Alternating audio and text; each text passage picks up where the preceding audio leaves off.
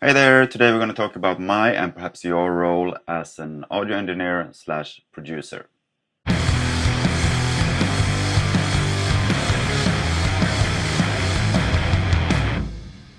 Hello, welcome to HoboRec Recording Studios. I'm Ulf. Today we're going to talk about the titles we throw around in this line of work. I sometimes call myself an audio engineer, I sometimes call myself a music producer, and it's a bit hard for people outside our line of work to understand what it is, and I think it's a bit hard for us in the industry to know what it is too. First of all, I want this to be a discussion. This is not just for me to put my views or my thoughts out there. I want to put my thoughts out there, but I also want your opinion on this and your thoughts about it. The meaning of the word producer has changed a lot during the last 10 years or whatever, during the last part of history. It's also very dependent on what kind of genre you work in. I mean, if you work in electronic or hip-hop based music, and a producer could be everything from someone doing a beat to someone doing like coaching the vocal performance or writing the music or whatever, doing the mixing. Even I've seen people call the mix engineer a producer, which I feel is a bit far off, for me at least. I usually consider myself foremost an audio engineer, but I also step in and take a little bit of a producer's role. But I mean, a producer could be also totally disconnected from the audio engineering part. It could be just a person who is responsible for the project, to book the studio time, to book audio engineers, to book musicians and whatnot. In my genre, it's mostly bands coming in, already have their songs finished. To be honest, like 90% of the time, they just come in and we put mics up, and when they start recording, that's the first time I hear the songs. I know it's not ideal, but that's the kind of budgets I work within. That doesn't mean that I don't have any say in the performances or sometimes changing part of songs. If I get a feeling for a song and I really feel that some improvements could be made, I'm not late to step in and say so, but I wouldn't make it my final call. I would just come with a suggestion. It does happen from time to time. For example, a band that I really like, everything sounded really cool, drums were awesome, guitars were awesome, and then the bass came on and the bass player was really good, but he played a bit too much and did fill-ins everywhere, and it was like just messing around too much. So I just asked him and asked the rest of the band if it would be possible to chill down a little bit and just keep it more basic. Of course, the bass player was maybe not the most happy about it, but the result at the end was much better, and the rest of the band agreed. And I know in history I've been really skeptic about going in and take part of the songwriting before the recording, like listen to the songs and just rearrange and do whatever. But I kind of changed my mind on that a little bit because I got to know a couple of producers that work this way. They really put their minds into it. They learn the songs, like rehearse together with the band, try to be an extra band member coming in at the end stage and just try to do some different routes and finding new creative solutions. And I think that's great. I never worked like that. I would probably like to do it sometime, but I don't think that's my strong point. I'm not that musically talented that I would pull that off. I'm better off in the sound engineering seat and just giving opinions as things proceed. And as I said, I really want to hear your thoughts about this. How do you work with bands? And how do you tend to do this? And how would you feel about working only as an audio engineer and having a third-party producer sitting behind you and just telling the bands what to do, and also maybe telling you how it should sound? I would feel really comfortable with doing that too. I mean, as long as those roles are dictated before the session, I think it would be awesome to have it like that.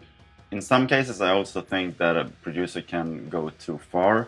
Perhaps the bands want that. I mean, a lot in the modern metal productions, I've learned that this is how it's done a lot, that where maybe the producer takes an instrument to record it for the band if the band cannot perform good enough. And that's where I draw my line, because I really want to capture a performance by the band. I can come with solutions on how to do it better, and I'm happy to polish a turd. I sometimes feel that's kind of what we do. We polish turds. It's always turds.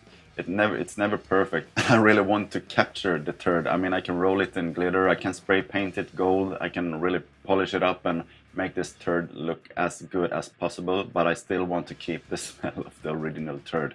That's the band's performance. I can do whatever with it in post-production to make it look better, but I still want it to be the genuine turd, if you understand what I mean. I also want to hear your thoughts about this. A little part of why I don't listen as much to new bands as much as I used to in the commercial genre of alternative music is that it's almost too perfect and too well done. There's no soul left into it, and I know that's really old man talk from me, like it was better back in the days, but that's how I feel. I will probably never get any big name productions under my belt thinking like this, but I'm pretty happy with that because I want to work with musicians and bands that are proud of what I do, and not that the end product is more important than the energy they put into it. The song is the most important.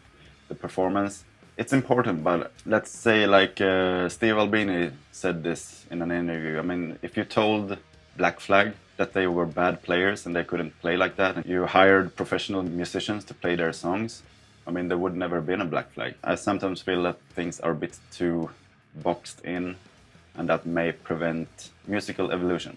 Let me know what you think about this. I don't believe my opinion is a definite truth of any sort. I just want to put out some different point of views here for discussion. I'm pretty confident in how I work, but sometimes I feel that I could probably communicate it better, and bands can communicate better to me what they want beforehand. I mean, I never had any problems with it.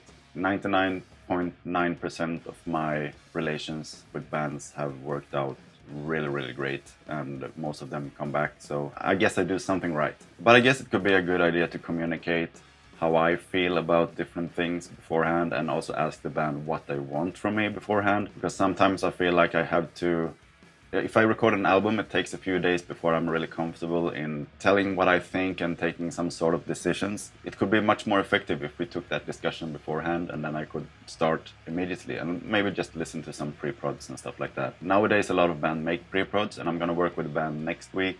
They just sent me pre-productions today that I'm gonna listen through, and they want feedback on that. So awesome. And I'm really looking forward to work with them. I only mixed an EP with them before, so this is the first time I'm going to record them. I'll place a link up here somewhere to one of their latest releases, so you can hear what they're about. They're really cool. Yeah, so I guess that's enough of my mind bullshit for today. So as I said, I would really appreciate if you share your thoughts in the comment section and make a little bit of discussion of this.